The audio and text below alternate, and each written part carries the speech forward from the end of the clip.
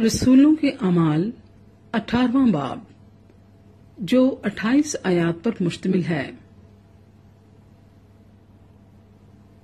ان باتوں کے بعد پولس ایتھینے سے روانہ ہو کر کرنتھس میں آیا اور وہاں اس کو اقولا نام ایک یہودی ملا جو پینتوس کی پیدائش تھا اور اپنی بیوی پرسکلا سمیت اطالیہ سے نیا آیا تھا، کیونکہ کلودیس نے حکم دیا تھا کہ سب یہودی روما سے نکل جائیں۔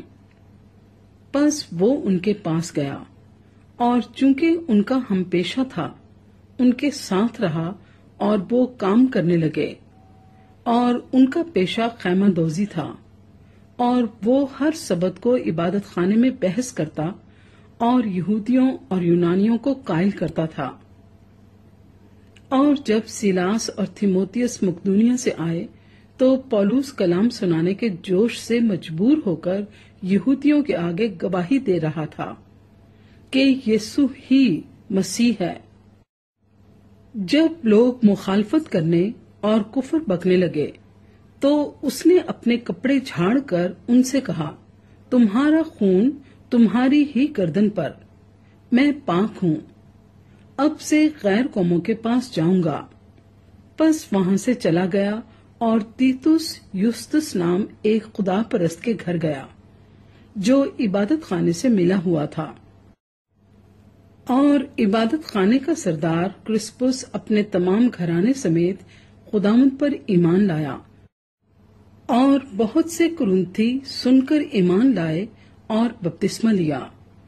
اور خداوند نے رات کو رویا میں پولس سے کہا، خوف نہ کر بلکہ کہے جا اور چپ نہ رہے، اس لیے کہ میں تیرے ساتھ ہوں، اور کوئی شخص تجھ پر حملہ کر کے ضرر نہ پہنچا سکے گا، کیونکہ اس شہر میں میرے بہت سے لوگ ہیں۔ پس وہ 1.5 برس ان میں رہ کر خدا کا کلام سکھاتا رہا۔ جب گیلیو اخیا کا صوبیدار تھا، یہودی ایکا کر کے پولس پر چڑھ آئے اور اسے عدالت میں لے جا کر کہنے لگے کہ یہ شخص لوگوں کو ترغیب دیتا ہے کہ شریعت کے برخلاف خدا کی پرستش کریں۔ جب پولس نے بولنا چاہا تو گلیو نے یہودیوں سے کہا، اے یہودیو، اگر کچھ ظلم یا بڑی شرارت کی بات ہوتی تو واجب تھا کہ میں صبر کر کے تمہاری سنتا، لیکن جب یہ ایسے سوال ہیں جو لفظوں اور ناموں اور خاص تمہاری شریعت سے علاقہ رکھتے ہیں تو تم ہی جانو۔ میں ایسی باتوں کا منصف بننا نہیں چاہتا۔ اور اس نے انہیں عدالت سے نکلوا دیا۔ پھر سب لوگوں نے عبادت خانے کے سردار سوستھینس کو پکڑ کر عدالت کے سامنے مارا، مگر گلیوں نے ان باتوں کی کچھ پرواہ نہ کی۔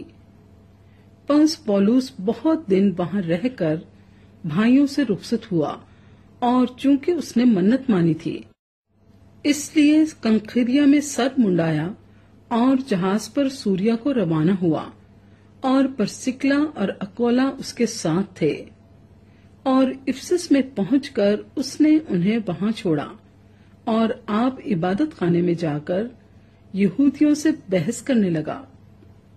جب انہوں نے اس سے درخواست کی کہ اور کچھ عرصہ ہمارے ساتھ رہے تو اس نے منظور نہ کیا، بلکہ یہ کہہ کر ان سے رخصت ہوا کہ اگر خدا نے چاہا تو تمہارے پاس پھر آؤں گا، اور افسس سے جہاز پر روانہ ہوا۔ پھر کیسریا میں اتر کر یروشلم کو گیا اور کلیسیا کو سلام کر کے انطاکیہ میں آیا، اور چند روز رہ کر وہاں سے روانہ ہوا، اور ترتیب پر گلتیا کے علاقے اور فروگیا سے گزرتا ہوا سب شاگردوں کو مضبوط کرتا گیا۔ پھر اپلوس نام ایک یہودی اسکندریہ کی پیدائش، خوش تقریر اور کتاب مقدس کا ماہر افسس میں پہنچا۔ اس شخص نے خداوند کی راہ کی تعلیم پائی تھی اور روحانی جوش سے کلام کرتا اور یسوع کی بابت صحیح تعلیم دیتا تھا۔ मगर सिर्फ यूहन्ना ही के बपतिस्मे से वाकिफ था।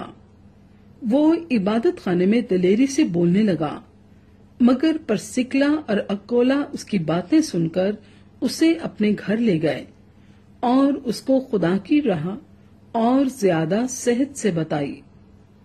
जब उसने इरादा किया कि पार उतरकर अखिया को जाए, तो भाइयों ने उसकी हिम्मत बढ़ाकर शागिर्दों को लिखा कि उससे अच्छी तरह मिलना।